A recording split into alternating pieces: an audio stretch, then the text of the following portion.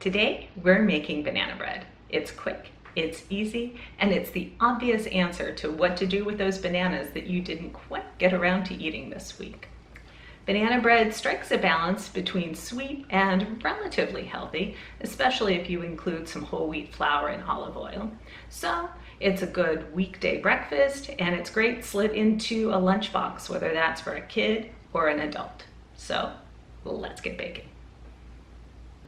We'll start with bananas, of course. Very ripe or even overripe bananas are great. Definitely lots of brown spots to start with. The more ripe your bananas are, the sweeter and kind of darker your finished banana bread will be. So we're just going to pile that in. You can, of course, use frozen bananas. This is a frozen thawed banana, and if you do that, just freeze them. Take your overripe bananas, plunk them directly in the freezer, and don't have to peel them or anything unless, of course, you're going for smoothies.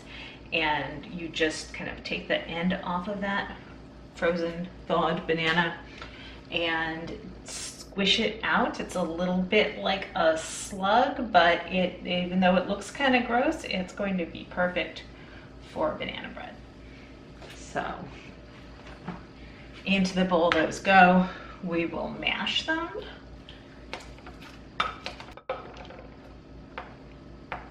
Like so.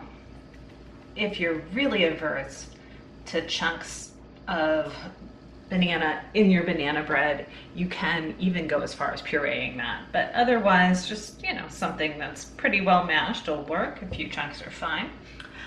We will add to that about 3/4 of a cup of packed light brown sugar or dark brown sugar. You can switch that to granulated sugar if you prefer. This works out for me to about 140 grams. Up the sugar a bit if you want a sweeter banana bread. You can decrease it as well, so you can go as high as a cup or as low as a half a cup of brown sugar.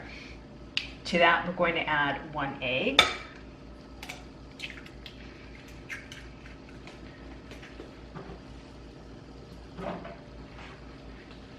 And about 1/3 of a cup of neutral oil. That can be light olive oil. That could be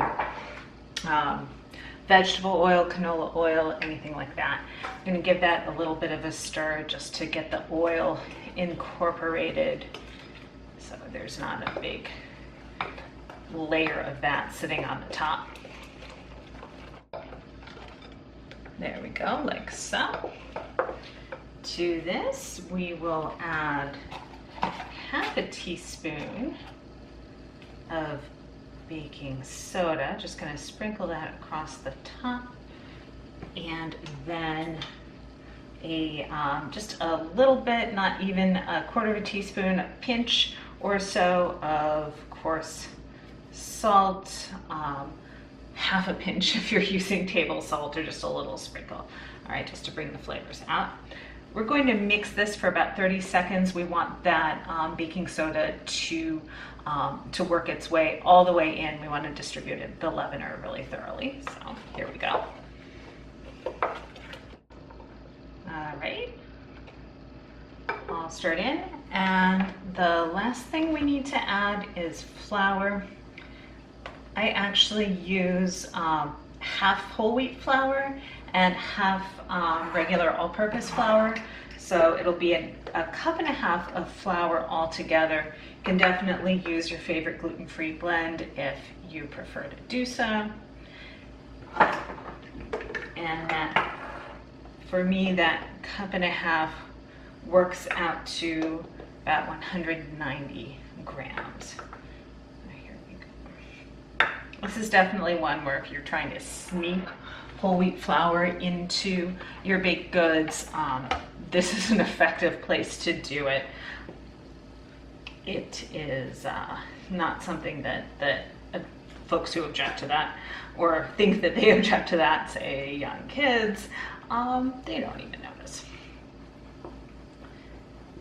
So we are just going to mix this until the flour is thoroughly incorporated And if you are planning to do any add-ins, nuts, chocolate chips, anything like that, or both, when you still have a few wisps of flour visible, that would be a good time to add those in, so those get mixed in too, and your bread is not over mixed.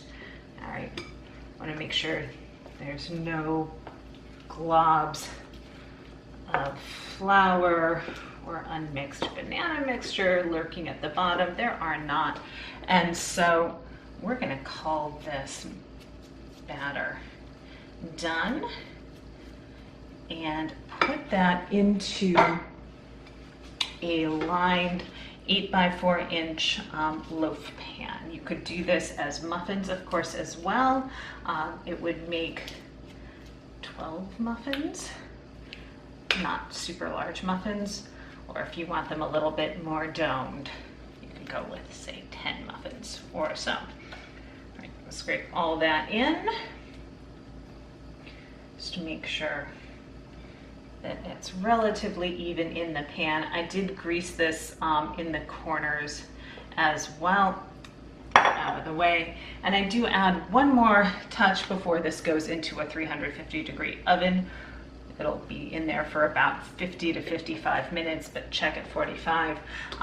The thing I add on the top, I just put a sprinkle of cinnamon sugar. You can use demerara sugar or like sanding sugar. And what that's going to do, even if you're a little light on the sugar, you want a lower sugar banana bread and you go with half a cup of sugar instead of the 3/4 of a cup, don't skip this, because what you wind up with is a nice crackly top.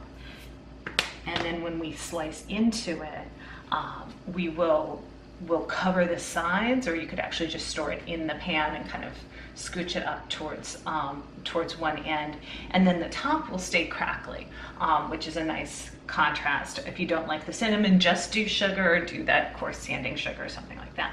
All right, this is ready for the oven. We will see it when it is done, and it will be done when a toothpick comes out clean, minus any bits of banana chunk. All right, here we go. Our banana bread is out of the oven. A toothpick tester came out clean, and the cinnamon sugar on top made a nice crackly crust. All that's left to do is wait for it to cool completely, and then we can slice in and take a taste. We hope you give this a try, and you check back every Friday at 4 o'clock for a new video.